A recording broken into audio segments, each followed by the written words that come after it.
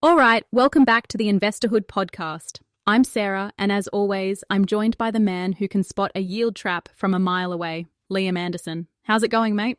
Hey, Sarah. Good to be here. And I'll take that as a compliment, I think. Today's a big one, how to actually build a $5 million property portfolio. Not just the theory, but the real steps Aussies are using to get there. Yeah, and look, before anyone switches off thinking 5 million, that's not for me. Hang on, it's not about owning a mansion in Toorak. It's about having a plan, knowing your investor identity, and building up over time. Whether you want capital growth, cash flow, or just a better lifestyle, you need to get clear on your goals from day one. Absolutely. And that's where most people trip up. They don't define what success looks like for them. Are you chasing long-term growth, or do you want your properties to pay you an income now? Or maybe you want flexibility, like rent vesting, so you can live where you want and invest where it makes sense. Yeah, and I'll be honest, when I left law, I had no idea what my investor identity was. I just knew I didn't want to be chained to a desk forever. It took a mindset shift, realizing setbacks are part of the game, and you've got to play the long game. I mean, I've had renovations go sideways, deals fall through, but having a clear plan kept me moving forward. And that plan, it's not just buy property, get rich. There's a process. The 6 key steps we see again and again. Set your goals, leverage your equity, find growth areas, consider rent vesting, renovate smartly, and use depreciation for tax benefits. Each one's a lever you can pull, depending on your situation.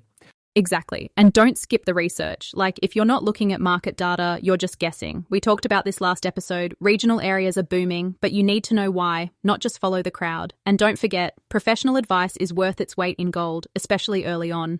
Couldn't agree more. And if you're listening and thinking, I'm not a numbers person, neither was I at the start. But you learn, and you get better at spotting opportunities and risks the more you do it. So, let's get into the nitty-gritty, buying your first property. This is where most people either set themselves up for success or get stuck. Lenders are looking at your income, your deposit, your debts. You've got to tick their boxes before you even think about what suburb you want. Yeah, and don't get emotional. I know it's tempting to fall in love with a place, but if you're investing, it's about the numbers. Use the grants if you're eligible, but don't let a 10K bonus push you into a dud property.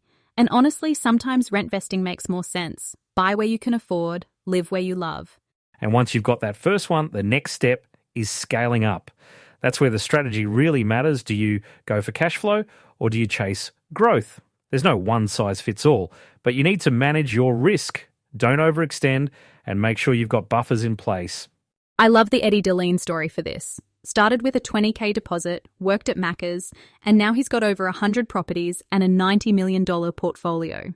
But the key? He focused on positive gearing, making sure each property paid for itself, then used the equity to buy the next one. It's not magic, it's discipline and sticking to the plan. Yeah, and he didn't try to buy a penthouse in Sydney first go. He started small, bought in affordable areas with strong rental demand, and scaled up as his equity grew. That's the playbook for most successful investors. Start with what you can manage, then build from there. And don't forget, the second and third properties are often harder than the first. Lenders get stricter, your serviceability gets stretched, and you need to be even more strategic. That's where having a good broker and accountant in your corner makes a massive difference. Just a quick note to our listeners, if you haven't already joined Investorhood, well, what are you waiting for? Each month, you'll connect with new people in your local area who are just as into property investing as you are. Share strategies, get expert insights, and take part in our weekly meetups or quarterly events. It's all about growing together with a community that actually gets it. Head to investorhood.com.au and join today. All right, so you've got a couple of properties under your belt. Now what? This is where diversification comes in. Don't put all your eggs in one basket. Mix it up. Different property types, different locations. Maybe a house in Brisbane, a unit in Adelaide, or even a small commercial property down the track.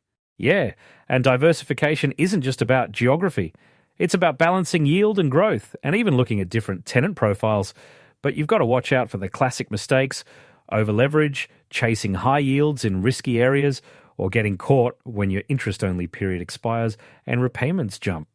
I see so many people fall into the yield trap, buying in mining towns or regional hotspots just because the numbers look good on paper. But if demand drops, you're left holding the bag. That's why professional advice is so important, especially as your portfolio grows. And let's be real, most investors never get past 2 properties. The stats back it up. Around 90% of Aussie investors stop at one or two. A lot of that's down to lending changes. APRA's tightened the screws. Interest-only loans are harder to get, and depreciation rules have changed. It's not as easy as it was a decade ago. But it's still possible if you're strategic. Focus on quality over quantity and always have a plan for when things change, like rate rises or new lending rules. And don't be afraid to pivot. Sometimes consolidating or selling underperformers is the smart move. Let's talk about the tech side, because honestly, it's a game changer now. There are so many property analytics tools out there that can help you spot growth corridors before everyone else jumps in. If you're not using data, you're flying blind. Yeah, and it's not just about picking suburbs. You can automate your property management, track your cash flow, and even get alerts when your rent's below market. I use software to keep tabs on all my properties, saves me hours, and helps me spot issues before they become problems. And don't forget about virtual inspections and digital settlements. They're making transactions faster and cheaper, especially if you're buying interstate. It's a massive edge if you're looking to scale up quickly or manage properties from afar. Honestly, if you're still using spreadsheets and sticky notes, you're making life harder than it needs to be. Embrace the tech. It'll help you grow faster and avoid costly mistakes. Plus, you'll have more time for the fun stuff, like actually looking for your next deal. All right, last piece of the puzzle, finance. This is where portfolios live or die. You've got options: interest-only loans, principal and interest, lines of credit.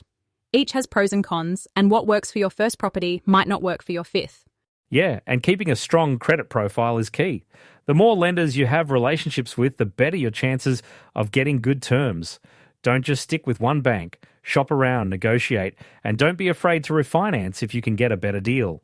And timing matters. Sometimes it's worth waiting for a rate cut or a new product to hit the market. But don't get caught out by LVR rules. If you're over 80%, you'll pay LMI, and that can eat into your returns. Always know your numbers before you sign anything. And don't be shy about negotiating. Ask for fee waivers, better rates, or offset accounts. The worst they can say is no. And keep an eye on your loan conditions. Sometimes a small tweak can save you thousands over the life of the loan. All right, I reckon that's a wrap for today. Building a $5 million portfolio isn't about luck. It's about having a plan, using the right tools, and staying disciplined. And hey, if you're just starting out, remember everyone starts with that first property. Stick with it. Couldn't have said it better. Thanks for tuning in, everyone. We'll be back next time with more real talk and strategies. Sarah, always a pleasure. You too, Liam. Catch you next time. And good luck out there, Investorhood crew.